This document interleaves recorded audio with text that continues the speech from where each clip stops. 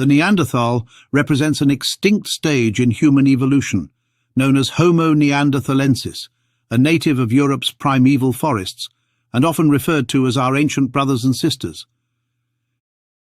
In the cold heart of Ice Age Europe, far from the sweeping migrations and genetic exchanges that connected many Neanderthal populations, there existed pockets of people who stood apart, isolated, steadfast, and bound to traditions that were wholly their own. In rocky shelters and open-air camps, they fashioned tools and hunting weapons not seen in other Neanderthal territories. At La Quina, they worked stone into thick scrapers and shaped heavy, rounded spheroids that may have flown through the air as deadly projectiles. La Quina 5 stands out as one of the most complete Neanderthal crania from France. Its long, low vault, prominent brow ridges projecting mid-face and occipital bun mark it as a classic late Neanderthal. The dentition shows heavy wear, likely from habitual use of teeth in hide working, and the skull's robusticity fits neatly within the broader European range. Post-cranial remains indicate a stocky build, with short limbs adapted to conserve heat, an adaptation shared with northern Neanderthal populations. La Quina 5 was an adult female Neanderthal, estimated to have been in her middle adult years at the time of death. The assessment comes from pelvic morphology, cranial features, and overall skeletal robusticity. While she had the powerful build typical of Neanderthals, certain pelvic traits and the relative gracility of some cranial features are consistent with female anatomy. Her teeth show significant wear, suggesting a long life of heavy use, likely tied to hide working and other habitual tasks. Just 85 miles east lies Le Moustier, another iconic Neanderthal site, home to the eponymous Mousterian tradition. Le Moustier, a 15-year-old male, shares many traits with the La Quina individuals: robust brow ridges, mid-facial projection, and similar dental wear. These similarities point to gene flow or shared ancestry within southwestern France, suggesting that while La Quina may have been culturally distinct, it was not as genetically isolated as other Neanderthal populations. Together, these skeletons and others from the site illustrate a population with strong physical continuity, robust adaptation to cold climates, and a life deeply intertwined with the natural world. Recent research has added a surprising twist to the La Quina site.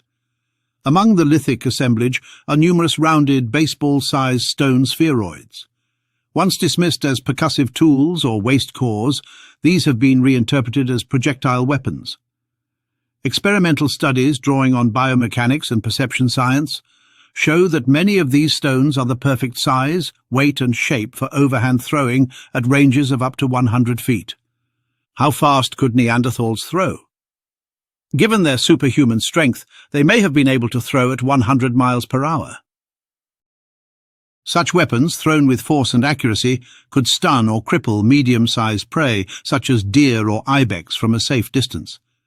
Whether used singly or in a form resembling bolas, they represented a departure from the short-range thrusting spear tactics often associated with Neanderthals. If bola-like cords were employed, they could have entangled the legs of smaller animals. If thrown as simple stones, they could have broken bones or inflicted lethal trauma. The implications are profound. These hunters may have mastered a form of ranged attack that predated the adoption of spear throwers and bows. The La Quina spheroids suggest that at least some Neanderthal groups were experimenting with weaponry that pushed their killing zone beyond arm's reach. In the open steppe environments of Pleistocene France, such a skill would have been a decisive advantage. The ability to throw great distances with accuracy was not a game. It was how we got lunch and avoided becoming lunch. The La Quina site, excavated for over a century, is the type location for the Quina Mousterion, a distinctive branch of Middle Paleolithic technology. Described by François Bordes, the Quina strategy focused on producing thick, wide flakes, often retaining some of the original rock's outer cortex, with a stepped, scaled retouch known as écaillus scalariformé. These tools, especially transverse scrapers with edges perpendicular to the long axis, were perfectly suited for heavy-duty hide processing. Unlike the Levallois-prepared cores common elsewhere, La Quina's toolmakers showed little interest in highly standardized points or blades. Instead, favouring robust flakes for working tough animal skins into clothing and shelters. This technological profile fits the faunal evidence. The site's layers are rich in remains of cold-climate game like reindeer, bison and horse. In glacial conditions, the survival of a Neanderthal family depended on well-made hides, not just for warmth, but for waterproofing against snow and wind. La Quina's tools reveal a people adapted to the slow, methodical labour of transforming animal skins into tailored garments, one of the most important cold-weather technologies in the Neanderthal repertoire. Sites like Saint-Césaire and Les Pradelles further reinforce this sense of a southwestern French cluster of related groups, each with local tool-making preferences but all sharing a common physical heritage. The stone tools and spheroids are not the only treasures of La Quina. The site has yielded one of the richest collections of Neanderthal skeletal remains in Europe, preserving individuals of all ages. La Quina 18, a juvenile aged about 5 years at death, preserves key elements of both skull and skeleton. Its teeth, in the midst of eruption, have been used to study Neanderthal growth rates, revealing a pattern of slightly faster maturation than in modern humans. The careful deposition of this child, in a relatively protected setting, hints at some degree of mortuary behaviour, if not full symbolic burial. The link between La Quina and Le Moustier becomes especially interesting when compared to Grotte Mandrin's Thorin Neanderthal. While Thorin's group appears to have been genetically isolated from most other Neanderthals for over 60,000 years, the La Quina-Le Moustier cluster looks like a more regionally interconnected population, perhaps part of a broader southwestern European network. At Grotte Mandrin in the Rhône Valley, several hundred miles away, the Neanderthals clung to their own distinctive tool traditions for tens of millennia, remaining genetically apart from their neighbours. These enclaves of human ingenuity reveal that Neanderthal Europe was not a single cultural bloc, but a mosaic of independent societies, each adapting in unique ways to the challenges of survival. In contrast stands Grotte Mandrin, located in the middle Rhône Valley, about 220 miles southeast of La Quina. Here, the Thorin Neanderthal, named from a nearly complete tooth, has been genetically sequenced, revealing a startling fact. His group had been isolated from other Neanderthals for over 60,000 years. The population that Thorin and his ancestors belonged to hadn't exchanged a single gene with any other Neanderthal group for 50,000 years, not even with those who lived a week's walk away. How can we imagine populations that lived for 50 millennia in isolation while they are only a week's walk from each other? Geographically, the Rhône River was never an impassable barrier. Even in the late Pleistocene, it could have been forded or crossed by raft in its upper reaches or followed downstream to its deltas. But culturally and behaviourally, it seems to have functioned as a powerful divider, according to archaeologist Ludovic Slimak. This genetic separation means that while Thorin lived at roughly the same time as some of the last La Quina inhabitants, his ancestors had diverged from the main Neanderthal population deep in the Middle Pleistocene. The Grotte Mandrin Neanderthals maintained their own technological tradition, distinct from both the Quina Mousterian and the Levallois industries nearby. Environmental factors may have reinforced this isolation. The Rhône Valley was a narrow corridor between Mediterranean and continental climates, surrounded by mountainous terrain.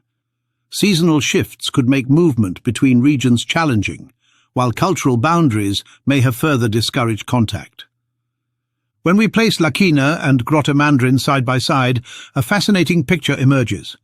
In both locations, Neanderthals preserved unique traditions over millennia, whether it was the heavy scrapers and thrown spheroids of La Quina or the distinctive flake tools of Thorin's people. Yet their isolation was of a different kind. La Quina's group seems to have been part of a regional network in southwestern France, while Thorin's group was cut off to a degree unmatched in the Neanderthal world. This diversity undermines the notion of Neanderthals as a single, unified population across Europe. Instead, we see a patchwork of semi-independent societies, each adapted to its local landscape, each with its own toolkit, and each facing extinction not as a species-wide event, but as the gradual loss of one isolated population after another. The potential use of bowler-like projectiles at La Quina is more than a technological curiosity. It's a sign of inventive problem-solving. Such weapons would have expanded the hunter's safety margin, allowing them to wound prey before moving in for the kill. In the harsh climates of the last ice age, every advantage mattered, and innovations could spell the difference between survival and death. For Thorin's people, survival may have hinged on a different form of adaptation, maintaining a stable way of life in a geographically and culturally constrained valley. But isolation is a double-edged sword. While it can preserve traditions for tens of millennia, it also reduces genetic diversity and leaves populations vulnerable to sudden environmental change or competition from incoming Homo sapiens. Though separated by hundreds of kilometers and perhaps by tens of thousands of years of independent evolution, the La Quina and Grotte Mandrin Neanderthals share a legacy of cultural persistence. Both demonstrate that the Neanderthal world was a landscape of strongholds, small, resilient communities guarding their ways of life against the tide of change. In their tools we see not merely stone and bone, but the fingerprints of identity. In their skeletal remains, we see the resilience of bodies built for endurance. And in their isolation we see the quiet fragility of societies that could endure for millennia, only to vanish when the world shifted beneath them. The La Quina scrapers and spheroids, the Grotte Mandrin flake tools, and the bones of the men, women and children who used them tell us that Neanderthal survival was not uniform. It was as varied and complex as the landscapes they inhabited. In this mosaic of cultures, La Quina and Grotte Mandrin stand as monuments to the last great age of Neanderthal innovation, before Homo sapiens claimed the continent.